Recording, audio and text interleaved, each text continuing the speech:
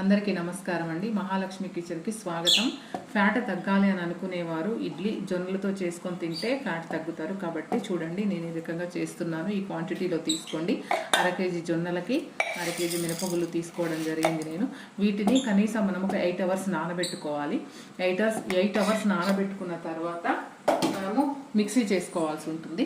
Mixie చేసుకొని చూడండి, నేను మిక్సీ చేసుకున్నాను ఆల్రెడీ. మిక్సీ చేసుకున్న తర్వాత మనం ఈ కన్సిస్టెన్సీలో బ్యాటర్ రెడీ చేసుకోవాలి.